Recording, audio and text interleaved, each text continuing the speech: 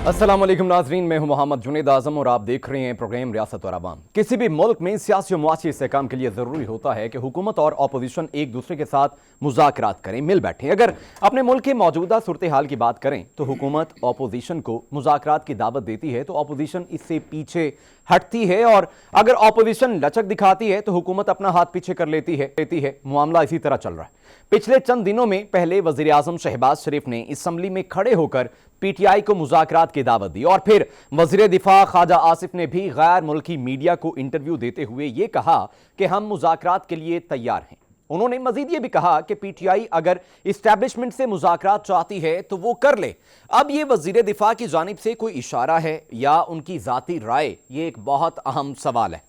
दूसरी जानिब पीटीआई का मुज़ाकरात को लेकर एक ही मौक़िफ़ है कि बानी पीटीआई की रिहाई होगी, फिर ही हुकूमत से कोई बातचीत होगी। दूसरी जानिब तहरीक इंसाफ के अंदरूनी इख्तलाफात में शिद्दत आ रही है और पार्टी में अलग ग्रुप या फॉरवर्ड ब्लॉक जो है वो बनता हुआ दिखाई दे रहा है। उसकी खबरें ज़ेर गर्दिश हैं, जिसका बानी पीटीआई ने भी नोटिस लिया है। इसके अलावा तहरीक इंसाफ के साबिक रहनुमा पीटीआई भी क़यादत के खिलाफ खुलकर सामने आ रहे हैं। बयानबाजी जो है वो इस वक्त जारी है। आज भी पीटीआई के साबिक रहनुमा फवाद चौधरी ने कहा है कि मौजूदा क़यादत के होते हुए बानी पीटीआई का बाहर आने का 1% भी इम्कान नहीं है। क्या उन्होंने कहा, आप सुनिए। इस लीडरशिप के होते हुए 1% भी इम्कान नहीं है, नजर आ रहा मुझे कि ये इमरान खान बाहर आ जाए। एक बहुत बड़ी तादाद जो है वो एक एग्नी से गुजर रही है।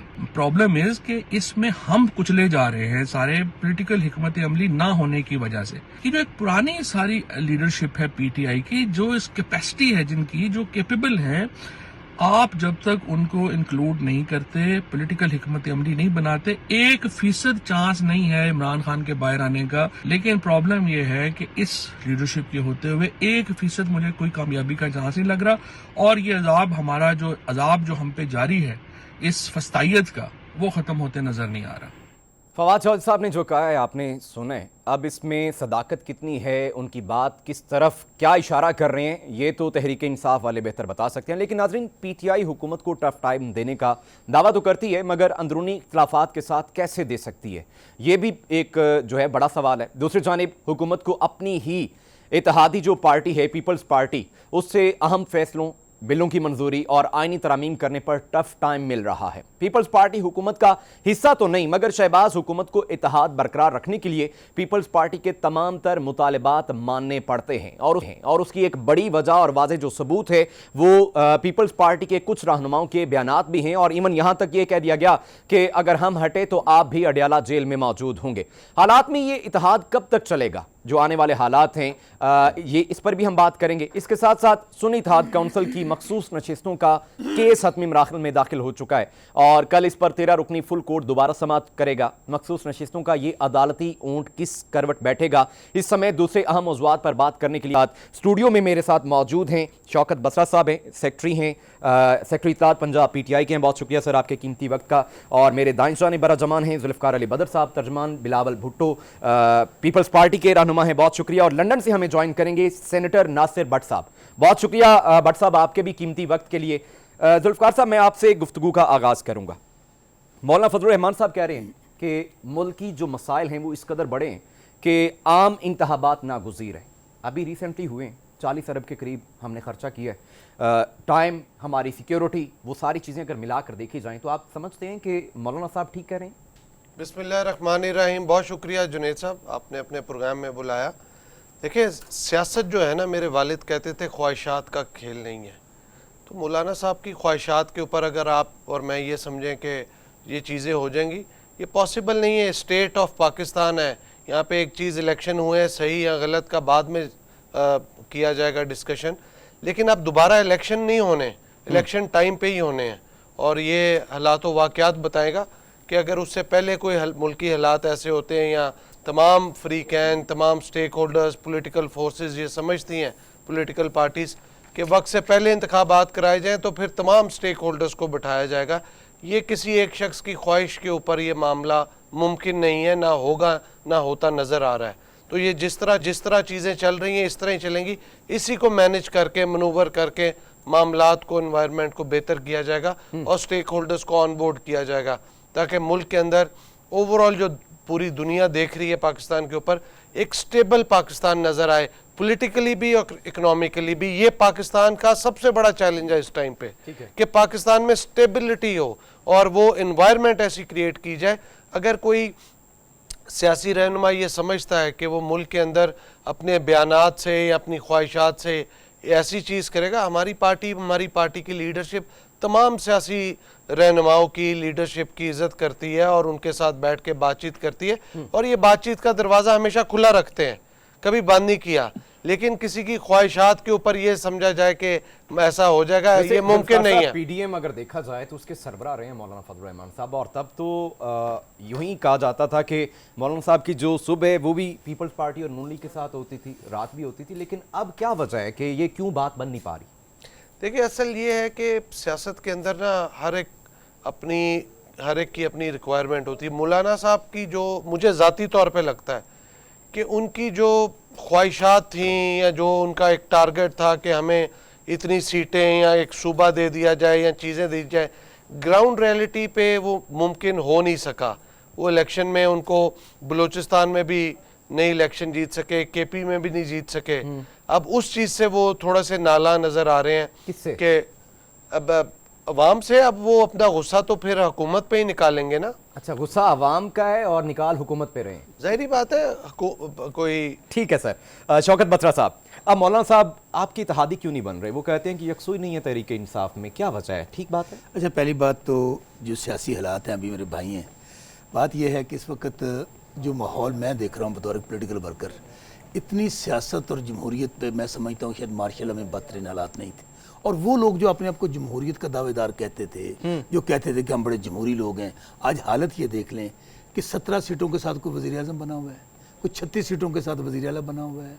वो सदर इन्हीं के चोरों के वोटों से जो हमारी सीटें हैं वो सदारती माल पे कब्जा कर लिया है। और बातें इस तरह करेंगे जैसे कि जी सियासत अवाम, और भाई सियासत होती है अवाम से, पार्टियां होती हैं अवाम से। जब अवाम आपको मुस्तरद कर चुकी है और आपने दिन दिहाड़े डाका डाला है और वो सीटें चुरा कर आए हैं, तो कौन सी सियासत और कौन सी जमहूरियत और कौन सी हुकूमत? ये वो जालसाजी वाली हुकूमत है जो खुद फरेबी से बाहर नहीं आ रही। और सबसे बढ़कर मुझे बताइए कि आज वो लोग जिन्होंने इनको मुसल्लत किया है, आज अभी कह रहे थे ना मुआशी इस्तेकाम, सियासी इस्तेकाम, ओ भाई 90% कौम आपको तो जेलों में देखना चाहती थी। आपको चाहती थी कि आप लोग हमारे, आज मैं अभी बैठा हूँ ना, 130 अरब डॉलर कर्जा है पाकिस्तान का, इसी अशराफिया और बदमाशिया का 150 अरब डॉलर जो है मनी लॉन्ड्रिंग से बाहर पड़ा हुआ है। क्या वो इमरान खान का पड़ा हुआ है? क्या तहरीक इंसाफ वालों का पड़ा हुआ है? आपने 7-7 8 बारियां ले ली हैं। पहले आप यहाँ अमरीत रही, अब ये वोट को इज्जत देते थे, बूट को इज्जत देते हुए आज सारे लोग इक़्तिदार पे कब्जा कर बैठे हैं। हमारा मौका बहुत सीधा है। मौलाना फजल रहमान साहब हों, ये तो हम इनको तो अब सियासी जमातें कोई गली कचहरी की, अभी सिंध मुझे बड़ा अफसोस है, मैं पार्टी में रहा हूँ, ये बेचारे अंदरून सिंध की पार्टी बन के रह गए हैं इन्हीं हरकतों की वजह से। वो शहीद बीबी और शहीद जुल्फ़िकार अली भुट्टो की पार्टी जो चारों सूबों की जंजीर होती थी, आज हालत ये है कि अपनी पॉलिसीज़ की वजह से ये अंदरून सिंध की पार्टी बन गए। और ये जो मियाँ नवाज शरीफ अभी भट्ट साहब बात करेंगे, बड़े सेरे सुरे बांध के लाया गया था, मियाँ जदों आवेगा लग पता जावेगा। वो बेचारा कबूतर उड़ाता फिरदा है, तोते उड़ाता फिरदा है, वो तंदूरां दे विजिट करता फिरदा है। खुद अपनी सीट लाहौर से हार गए, तख्ते रायबंड वाले, लाहौर वाले।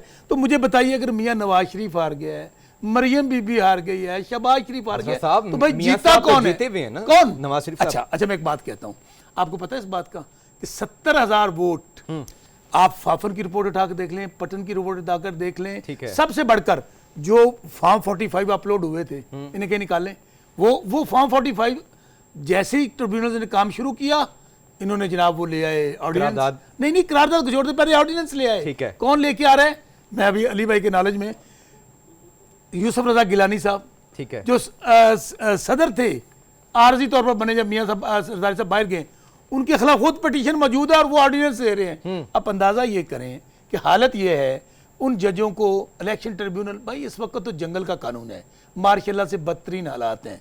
आज मैं अभी पंजाब में बैठा हूँ, यहाँ पे पंजाब असम्बली में क्या हुआ है, वो कहते हैं ना सियासत और जमहूरियत, एक फिक्रा कह के सियासत और जमहूरियत का जनाजा है, जरा धूम से निकले। आज हालत ये है, पंजाब असम्बली के दरवाजे बंद कर दिए गए हैं, सिर्फ किस लिए?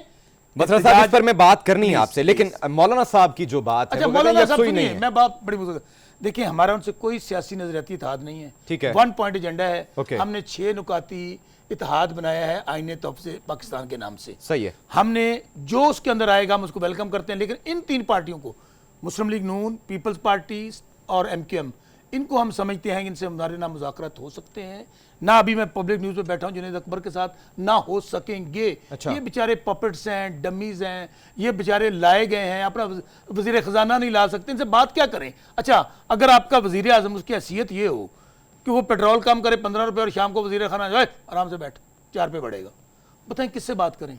या तो ये अथॉरिटी लेटर ले आए एस्टेब्लिशमेंट से कि जी हम अगर जो बात करेंगे PTI से वो हमें मंजूर होगी, तो चले हम फिर भी बात करें। ठीक है। ये पहले बाकायदा बयान हल्फी लेकर आए एस्टेब्लिशमेंट से ओके। और जारी करें कि जिन्होंने इन्हें मुसल्लत किया है, ये तो बेचारे काउंसलर नहीं बन सकते। अब करें ना, आप EVM पे इलेक्शन करा दें। ये सब पार्टियां इमरान खान के मुकाबले में, हम आम आदमी पेश करेंगे। भुट्टो साहब का इनकलाब था या अब ये इनकलाब है, आम आदमी। नासिर भट्ट साहब से पूछ लेते हैं जो नासिर आप भट्ट कह साहब रहे हैं। लंदन में इशारा कर रहे हैं। सेनेटर नासिर भट्ट साहब हमारे साथ मौजूद हैं लंदन से। भट्ट साहब, बहुत शुक्रिया एक बार फिर आपके कीमती वक्त का। और सर, मौलाना फजल रहमान साहब नए इंतखाबात की डिमांड कर रहे हैं, तो अब आप क्या कहेंगे? पहले अगर PDM की बात की जाए, 16 माह हुकूमत रही है आपकी, अच्छी हुकूमत चली है, मुल्की हालात बदले हैं या नहीं बदले, लेकिन तहरीक इंसाफ ये कहती है कि आपने अपने हालात बदल लिए थे। अब मौलाना साहब कहते हैं कि जनाब दोबारा इलेक्शन करवाएं। बिस्मिल्लाहिर्रहमानिर्रहीम। ये शौकत बसरा साहब, ये वही है जो पहले पीपल्स पार्टी में थे या कोई और है? जाती बात करेंगे तो फिर बोलने नहीं दूंगा आपको मैं। सियासी बात करें, सियासत आप मतलब नहीं है। पॉइंट ले लेते हैं, पॉइंट ले लेते हैं। सियासी बात करें, सियासी जाती जात पे ना आए। ये वही है जो पीपल्स मैं पार्टी वो में थे? नहीं जड़ा भट्ट साहब, मैं पॉलिश कर भट्ट साहब माजरत के साथ सर, जो सवाल किया आप काइंडली वो जवाब दें। बसरा साहब, मैं पॉइंट ले लूं उनसे। गार्ड बन के फिरते नवाज शरीफ ना, वो नहीं। बसरा साहब, मैं पॉइंट ले लूं प्लीज। प्लीज जी भट्ट साहब, सियासी मेरा बात तो यही सवाल है, ये वही है ना जो पीपल्स पार्टी में सियासी थे? बात करें, अब सियासी बात ये है- करें, सियासी बात करें। सियासत खत्म, जुगता ना मैंने मारो, आपके- जुगता ना मारो। तो वैसे रहत भट्ट जुगता दे साहब, रही है। अवाम मुतहम्मिल हो सकती है भला अगर यहाँ पर बसरा साहब बैठकर अच्छा, आप पे कमेंट करें और आप एक लंदन से सेकंड, बैठकर इन पर एक कमेंट मिनट। करें, काइंडली सवाल का मुझे- जवाब दे दें। मैं इसीलिए स्काइप पे नहीं आता, ये जब झूठ इतना बोल रहे थे ना बैठ के, तो अब मैं इनके साथ होता तो इनको फिर मैं भी टोक के बताता कि इतना झूठ मत बोलो भाई। बात ये है कि जो है ना पीटीआई का हाल वो है, वो फवाद, ये इनकी जूतियों में दाल बन रही है। वो फवाद चौधरी कहता है जब तक ये लोग होंगे इमरान खान बाहर नहीं आता। शेर अफजल कहता है कि ये जब तक इस्तीफा नहीं देंगे बाकी लोग हमारे इमरान खान का कुछ नहीं हो सकता। ये खुद जो नए नए लोग आ गए ना, जैसे ये आ गए PTI में, पीपल्स पार्टी छोड़ के सब लोग आ गए इधर, वो कब्जा ग्रुप बन के बैठ गए हैं। ये जो बातें कर रहे हैं ना, इनसे ये पूछें कि जब इमरान न्याजी ने आप लोगों को कहा था 9 मई में जाके वहाँ आर्मी के जो उधर जवाब चने बसरा साहब बोल रहे हैं प्लीज। मैं आपको ये बुरी आदत है, आप बोलते हैं बीच में। करें। भट्ट साहब, आप अपना पॉइंट दें प्लीज। ठीक है, आप मेरी बात सुने, मैंने अपनी पूरी बात है, जितना आपने झूठ बोला है मैंने सुना है। चलें। बात सुने, ठीक है। आप ये मेरे लीडर के मुतालिक अगर आप कुछ बात करेंगे ना तो आपको इससे डबल मैं सुनाऊंगा, ठीक है। बात करें हकायक की जो सामने है। ये गुफ्तगू का सिलसिला इसी तरह जारी रहेगा। ब्रेक के बाद वापस आते हैं, साथ रहिए। ब्रेक के बाद खुश आमदीद। बट साहब, मैं दोबारा गुफ्तगू का आगाज आपसे ही करूंगा। मौलाना फजल रहमान साहब जो हैं वो डिमांड कर रहे हैं नए इंतखाबात का। इसके अलावा प्रेस कॉन्फ्रेंस में उन्होंने सवाल उठाया है कि पहले भी ऑपरेशन किए गए हैं लेकिन दहशतगर्दी में 10% इजाफा हुआ है। तो सर, आप क्या कहेंगे, दहशतगर्दी में इजाफे का जिम्मेदार कौन है? देखें, आप मेरा वो उस वक्त डिस्कनेक्ट हो गई थी बात ये है कि मौलाना साहब फजल रहमान साहब है ना, वो भी देखें, ये हम जितनी सियासी जमातें हैं हम सब कोई खुश नहीं है। हर कोई कहता है जी इलेक्शन, एक कहता है जी मैं हार गया हूँ, मुझे हराया गया, ये हो गया वो हो गया। अब एक इलेक्शन कमीशन ने एक बनाया हुआ है, वहां जाके हर बंदा अपना ही क्या कहते हैं इलेक्शन कमीशन में जाके दरखास्त करता है, कंप्लेन करता है। कई लोग जीत रहे हैं, कईयों की गिनती दोबारा हो रही है, ये काम प्रोसेस तो चल रहा है। लेकिन ये जो देखें, आपने दहशतगर्दी की बात की, आप मुझे बताएं, ये इमरान न्याजी जेल में चला गया, इससे पूछे, इसने वो तालिबान के साथ सारे मुज़ाकरात करके तो लोगों को वापस यही लाया था ना? कौन लाया था? उसका जिम्मेदार तो फैज भी है, उसका जिम्मेदार तो बाजवा भी है, और वो साकिब निसार भी है।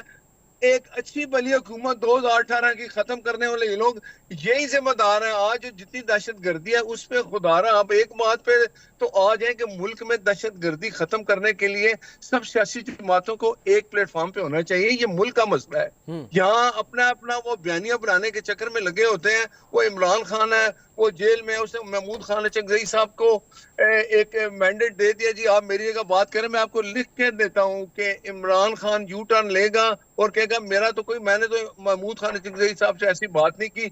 और उमर यूब है, वो खुद कह रहे हैं कि जी हम कोई मुज़ाकरात नहीं करते। ये देखें, ये आपस में लड़ रहे हैं, जूतियों में दाल बन रही है। आप देखें, वो उमर यूब के लिए वो क्या कहता है, जिसका नाम है फवाद चौधरी, वो कहता है जी जब तक ये है इमरान खान बाहर नहीं आएगा। क्यों कि ये इमरान को बाहर लाएंगे तो ये खुद वैसे किधर नासिर भट्ट जाएंगे साहब, सारे। फवाद चौधरी साहब ने क्या कहा, एक दफा दोबारा सुन लेते हैं ताकि बात क्लियर हो जाए। एक दफा दोबारा सुनते हैं कि फवाद चौधरी साहब ने क्या कहा।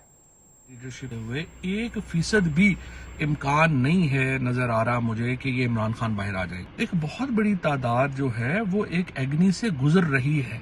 प्रॉब्लम इज कि इसमें हम कुचले जा रहे हैं सारे पॉलिटिकल हिकमत अमली ना होने की वजह से। कि जो एक पुरानी सारी लीडरशिप है पीटीआई की, जो इस कैपेसिटी है जिनकी, जो कैपेबल है, आप जब तक उनको इंक्लूड नहीं करते, पॉलिटिकल हिकमत अमली नहीं बनाते, 1% चांस नहीं है इमरान खान के बाहर आने का। लेकिन प्रॉब्लम यह है कि इस लीडरशिप के होते हुए 1% मुझे कोई कामयाबी का चांस नहीं लग रहा। और ये अजाब, हमारा जो अजाब जो हम पे जारी है इस फस्तायत का, वो खत्म होते नजर नहीं आ रहा। चौधरी साहब ने जो कहा है, मैं बसरा साहब से जानना चाहूँगा कि चौधरी साहब का इशारा किस तरफ है। वाकई जो इस वक्त पॉलिटिकल क़यादत तहरीक इंसाफ, क्या वो नहीं चाहती कि बानी पीटीआई बाहर आ जाए? अच्छा, पहली बात तो ये मेरे ख्याल में ये पीटीआई जो है वो बेहतर जानती है, ये कोई बाहर वाला जानेगा। पीटीआई बेहतर जानेगी ना, ठीक है, कि हम लोग तो 9 मई से जिस फिस्तायत का, जबर का, जुल्म का हम सामना कर रहे हैं, ये तो मैं पीपल्स पार्टी में रहा हूँ, उस मार्शल लगा था ज़ियाउल हक का, उससे भी बदतरीन हालात हैं। हमारे ना सिर्फ घर तोड़े गए, चादर चार दीवारी के तकद्दुस को पामाल किया गया, माओ बहनों बेटियों को 1-1 साल से पाबंद सलासल रखा हुआ है। उससे आगे चलें, पार्टी तोड़ दी गई, प्रेस कॉन्फ्रेंस करवा दी गई, आपने यहाँ पर पार्टी का निशान छीन लिया, आपने आज 1-1 साल हो गया, लोग बेगुनाह जेलों में पड़े हुए हैं। 9 मई का जवाब फिर लोगों ने दे दिया ना 8 फरवरी को। इसके बावजूद कि आपने हमसे बैट छीन लिया, इमरान खान हिस्ट्री कैंडिडेट नहीं मिलेंगे, आप हमारे उम्मीदवारों को उठा रहे हैं, उनके तजवीज़ करने तयद करने को उठा रहे हैं। सो आज भी पाकिस्तान की सबसे बड़ी पार्टी तहरीक इंसाफ है। हाँ, ये ज़रूर है कि धन दौंस धांधली और बंदूक के जरिए को ये समझता है कि इमरान खान को हम कितनी देर जेल में रख लेंगे। मैं बार बार कह रहा हूँ कि इस वक्त मार्शल से बदतरीन हालात हैं। मैं पंजाब में बैठा हूँ, मैंने अभी आपसे क्या बात की थी कि हम यहाँ पर चादर चार दीवारी पे अंदर पुरअमन एहतजाज करते हैं, वहाँ पर गद्दारी का मुकदमा दर्ज हो जाता है। ठीक है, हमारे लोगों को एक FIR डालते हैं, पूरे तहसील के अंदर एहतजाज करते हैं लोग, 50 होंगे, 100 होंगे, 500 नामालूम उसमें डाल दिए जाते हैं। सो इसका मतलब कि आज जो जुल्म सितम पार्टी सह रही है और ये जो एजेंडा है ना, हम समझ रहे हैं इस्टेब्लिशमेंट एक आखिरी अपना झटका लगाने आई है। इस्टेब्लिशमेंट ने पहले भी जोर लगा लिया, इन्होंने कहा था कि पार्टी तोड़ना चाहते हैं, उन्होंने कहा हम पार्टी नहीं रहने देंगे, अगर आपको बयान याद होगा जी, सब हरबे इस्तेमाल कर लिए। अब ये आखिरी हरबा है कि फॉरवर्ड ब्लॉक, हमें भी पता है कि इस्टेब्लिशमेंट कोशिश कर रही है पार्टी की, मैं बड़ी अहम बात कहने लगा हूँ आपको, ठीक है, जुनेद, इस्टेब्लिशमेंट कोशिश कर रही है कि पार्टी के अंदर फॉरवर्ड ब्लॉक बनाया जाए, जिस तरह पहले पार्टी को तोड़ा गया। लेकिन एक बात बता दूं, पहली बात तो ये कामयाब नहीं होंगे। अगर अल्लाह ना करे कोई बंदा भी इमरान खान को छोड़ के जाता है तो ही विल बी हिस्ट्री। यहाँ पर जहांगीर तरीन, परवेज़ खटक, महमूद खान, उस्मान बुज़दार जैसे लोग, वो MNA तो MP क्या, उनकी सियासत ख़त्म हो गई। आज खल्के खुदा की आवाज़ यह है कि जान अल्लाह दी वोट खान दा, जो इमरान खान को छोड़ेगा, चूँकि पब्लिक इमरान खान के साथ है। इमरान खान ने, इन्होंने तो हमारे सारे विनिंग कैंडिडेट उठा लिए थे, एक भी नहीं रहा था, पहला तोड़ लिया, दूसरा तोड़ लिया, ये कहते थे कैंडिडेट नहीं मिलेंगे। मैं आपको बताता हूँ, ऐसे लोग जिनको शायद मोहल्ले वाले नहीं जानते थे, वो एक इनकलाब आया था ना कि आप खंबे को टिकट देंगे वो जीतेगा, इस इलेक्शन में हुआ है।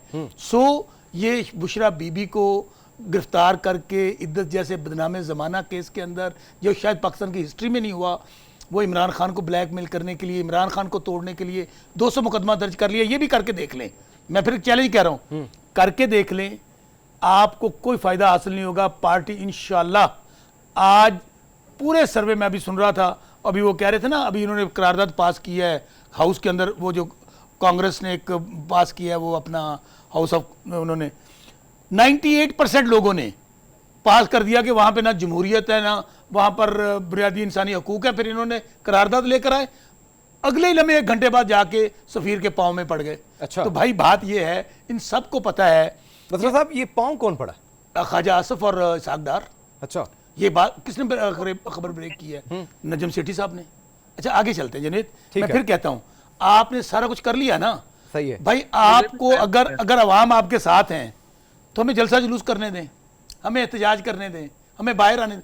आपने तो यहाँ पे मार्शल लगाया हुआ है, और आपका वो जो आईजी है वो लोगों को आज भी इस तरह वहाँ से किडनैप कर रहा है। दहशतगर्द आज़ाद फिर रहे हैं, दहशतगर्द आज़ाद फिर रहे हैं, और हमारे जो मासूम लोग हैं उनको उठाया जा रहा है, उनको पकड़ा जा रहा है। डॉक्टर शहबाज गिल, अजहर मशवानी, उनके भाई हैं ना, प्रोफेसर हैं तीनों, उनका भाइयों से भी कोई लेना देना नहीं, सियासत से कोई लेना देना नहीं है। उनको आज 21 दिन हो गए हैं अगवा करके रखा हुआ है। सो मेरे भाई, मैं फिर बार बार कहूँ कि तहरीक इंसाफ को हर हरबा इस्तेमाल कर लिया गया ख़त्म करने का। ठीक है। इमरान खान को तोड़ने के लिए हर हरबा इस्तेमाल कर लिया गया।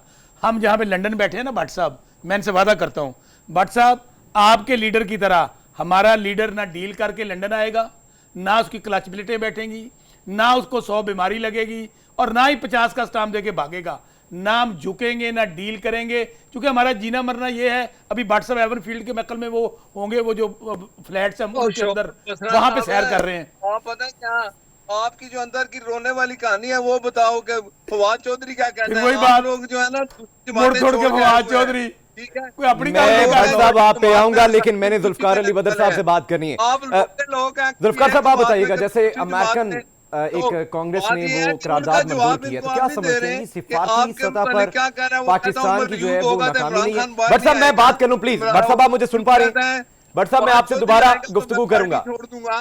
ठीक है? भट्ट साहब कहता है जी उमर यूब होगा तो हम नहीं आएंगे, वो आप आपस में एक नहीं है तो मुल्क का आप क्या संवारेंगे? आप तो अपने घरों में, आप पहले मुझे ये बताएं, ये जो जूतियों में दाल बढ़ रही है इसका एंड क्या होना है? क्योंकि आप लोगों की अपनी लड़ाई क्या है? आप कल आए, ये जो बंदे टीवी पे बैठ ना, फिर भट्ट साहब आपका पॉइंट आ गया है सर, पॉइंट आ गया आपका जुल्फकार अली बदर साहब, जैसा कि करारदाद एक मंजूर हुई है। भट्ट साहब प्लीज, आपका पॉइंट आ गया। भट्ट साहब अगर आप मुझे सुन पा रहे हैं तो सर मैं जुल्फकार अली बदर साहब से सवाल ले लूं।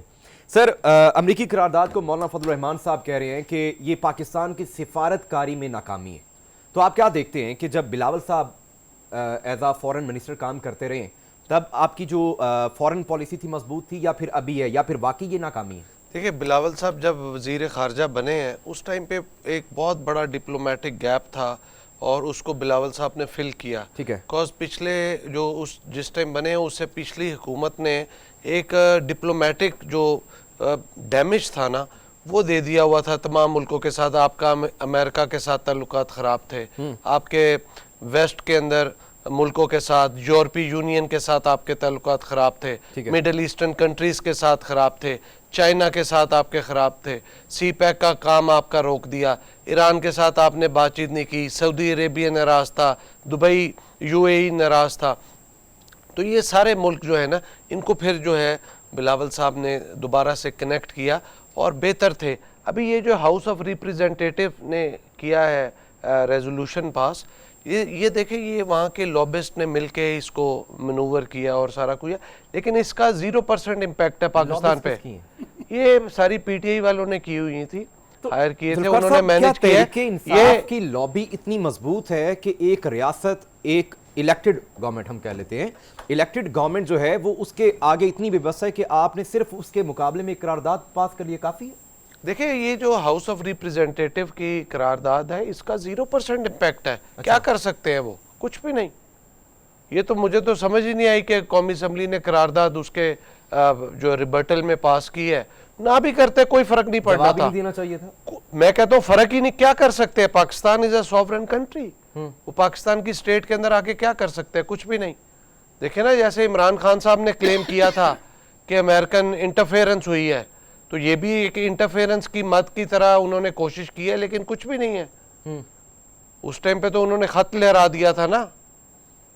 तो आप ये बात एग्री कर रहे हैं कि जो बानी पीटीआई ने कहा कि वो ठीक है कि इंटरफेरेंस हुई थी? देखिए, मैं यही आपको बात कर रहा हूं, उन्होंने भी उस टाइम जो क्लेम किया था वो इंटरफेरेंस नहीं थी। अच्छा, ये भी एक है, ये एक इंटरफेरेंस की कोशिश की गई है, लेकिन इंटरफेरेंस नहीं है।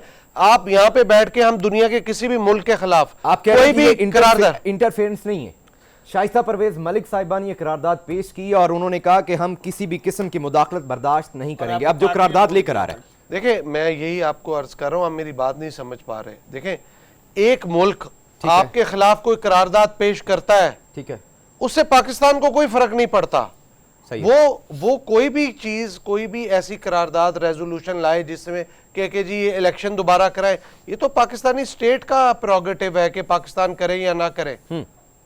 मेरी बात समझ रहे हैं? ठीक हो गया। देखिए, अमेरिका के अंदर बैठ के बहुत सारे ऐसे लोग हैं जो कि कोशिश करते हैं, ख्वाहिश रखते हैं कि पाकिस्तान के अंदर ऐसा हो जाए, ऐसा हो जाए। ठीक है नाजरीन, पीपल्स पार्टी तो कह रही है कि अगर कांग्रेस ने करार भी की थी तो उसका कोई फर्क नहीं पड़ता था।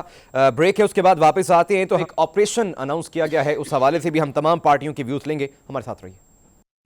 ब्रेक के बाद एक बार फिर खुशामदीद। सर, बात तो ठीक है कि तहरीक इंसाफ जैसे मौलाना फजल रहमान साहब को पुकारती रही है, तो अब मौलाना फजल रहमान साहब के साथ अलायंस चाहती है। अच्छा, तो आपका मुमकिन नजर अलायंस किस लिए चाहते हैं? जी, रूल ऑफ लॉ के लिए अलायंस चाहते हैं कि इस वक्त पाकिस्तान में जो जंगल का कानून है वो खत्म हो, जिसमें चादर चारदारी का तकद्दस का पामाल किया जा रहा है, माओ बहनों की को जेलों में बंद किया जा रहा है। सबसे बढ़कर शहीद जुल्फकार अली भुट्टो ने दिया था 1973 कॉन्स्टिट्यूशन। हम चाहते हैं कि जो 1973 कॉन्स्टिट्यूशन इस वक्त जो अमली तौर पर उसको बंद कर दिया गया अलमारी में, उस पर अमल हो। जो एस्टेब्लिशमेंट का रोल है उस पर जाए, जो अदलिया का रोल है वो करे, जो पार्लियामेंट का वो रोल करे। लेकिन बदकिस्मती से इस वक्त चूंकि इन सब को जब ये अंदर इकट्ठे होते हैं, वो लड़ना नहीं, इमरान खान आ जाएगा। इनको इस बात का पता है कि अवाम हमें बिल्कुल इस वक्त रिजेक्ट कर चुके हैं, मुस्तरद कर चुके हैं। हम जिससे भी डायलॉग करेंगे, बार बार कहते हैं, क्योंकि इनकी हैसियत नहीं है, इनसे क्या डायलॉग करें। मौलाना फजल रहमान को हम जो बात हो रही है हमारी, सिर्फ वो क्या कहते हैं कि तमाम असम्बलियां खरीदी गई हैं अरबों रुपए में। अच्छा, यही कहते हैं ना? ठीक है, ठीक है। ये नहीं, मैं अब जुनेद भाई आपसे पूछता हूं, हमारा मौक़िफ़ भी यही है, हमारा मौक़िफ़ भी ये है कि 1971 के बाद पाकिस्तान की तारीख का सबसे बड़ा धांधला और फ्रॉड हुआ है। जालसाजी के साथ इनको जो लोग हारे हुए थे 80-80 हज़ार से, उनको मुसल्लत कर दिया गया है पाकिस्तान की आवाम पे। हमारा वन पॉइंट एजेंडा है कि हम उसके लिए भागदौड़ करेंगे। अगर वो हमारे साथ आते हैं तो सत बिस्मिल्लाह, नहीं आएंगे तो 6 निकाती इत्तेहाद हमारा बन चुका, और जमातें भी आने वाले दिनों में हमारे साथ होंगी। ठीक है बट साहब, मैं आपसे पॉइंट लेना चाह रहा था। पाकिस्तान अगर मिल जाती है, बसरा साहब मैं पॉइंट ले लूं, अगर मौलाना साहब मिलते हैं तो क्या हो जाएगा? शौकत बसरा साहब को बताएं, ये ख्वाबों की दुनिया से बाहर आ जाएं। आप खुद एक नहीं हो तो आपके साथ कौन आएगा? आप तो घर में लड़ रहे हो। फवाद चौधरी कहता है ये होंगे तो इमरान खान बाहर नहीं आएगा, उमर यूब कहता है ये आएगा तो हम जमात से दूर चले जाएंगे। और वो उमर यूब और फवाद चौधरी एक दूसरे पे ऊपर इल्जामात लगाते हैं। ये कहते हैं कि इमरान खान बाहर कभी नहीं आएगा। मौसा साहब भी कहते हैं अगर इमरान खान बाहर आएगा तो हमें कौन पूछेगा। ये इनकी लड़ाई है, इनके साथ कोई नहीं आएगा, ये इसी तरह 4 साल लड़ते रहेंगे। दूसरी बात है, इमरान खान तो साइफर उठा के घूमता था कि मेरे खिलाफ अमेरिका ने साजिश की है। वो उसका बयान ठीक था। ये आज जो बात कर रहे हैं, पाकिस्तान एक सॉवरेन कंट्री है, कोई जो दूसरा मुल्क उसमें मुदाखलत नहीं कर सकता, ना उसकी जुर्रत है। पाकिस्तान में इंशाल्लाह जो इलेक्शन है वो 2028 में होगा, 4 साल बाद। लेकिन मैं आपको बताऊं कि जो दहशतगर्दी है उसको खत्म करने के लिए हम सब सियासी जमातों को, अगर हम समझते हैं कि हम सियासी लोग हैं, हमें पाकिस्तान को इस्तेकाम पहुंचाने के लिए अगर फौज ऑपरेशन करती है तो सब सियासी जमातें एक पेज पे आके उनका साथ दें। पाकिस्तान तो है साहब, इन सियासी तो जमातों को एक पेज पर कौन लाएगा? हुकूमत तो आपकी है ना, ऑपरेशन आपने अनाउंस किया है, तो सर तमाम सियासी जमातों को इस्तेकाम में कैसे लेंगे? देखिए ना, मैं यही कह रहा हूँ ना कि हर सियासी जमात की क्या ये जिम्मेदारी नहीं है कि वो अपने मुल्क के लिए जब एक ये दहशतगर्दी को खत्म करने के लिए अगर कोई प्लान बन रहा है तो उसमें वो शामिल हो। चारों वज़ीर आला बैठे थे जब प्राइम मिनिस्टर साहब ने ये अनाउंस किया था, तो KPK का वज़ीर आला बाहर आके कहता है मेरे साथ तो ऐसी बात ही नहीं हुई, मुझे तो पता ही नहीं कब ये ऑपरेशन होगा। तो ये इन लोगों की हालत है। PTI को सिंसियर होना चाहिए। उसकी जो लीडरशिप है, इमरान खान मेरी बात याद रखें, वो कभी भी नहीं चाहता पाकिस्तान में सुकून आए। उसने अवाम के लिए 4 साल पहले कुछ नहीं किया, अब भी कुछ नहीं ठीक है, बट साहब आपका पॉइंट आ गया है। जुल्फकार अली बदर साहब, सर ऑपरेशन अज़्म इस्तेकाम अनाउंस हुआ है, तो आप क्या समझे? ठीक है, बट साहब आपका पॉइंट आ गया। माफी चाहिए। अगर जब तक वो माफी नहीं मांगेगा ना, और मैं कहता हूं उसको अदालतों से भी रिलीफ कभी नहीं मिलेगा जब तक वो माफी नहीं मांगेगा कि 9 मई मेरी गलती थी, उसने आर्मी पे हमले किए, आर्मी के बेहतर है शोधा भट्ट साहब, पे- आपका पॉइंट आ गया है। जुल्फकार अली साहब, सर ऑपरेशन अज़्म इस्तेकाम, ऑपोजिशन जमातें दीगर जो ऑपोजिशन के साथ मिल बैठी हैं उनके कुछ तहफ़्फ़ुज़ात हैं, क्या वो जायज़ हैं कि ऑपरेशन ना किया जाए? और अगर ये ऑपरेशन हुआ तो वो कहते हैं कि मजीद इंतशार फैलेगा।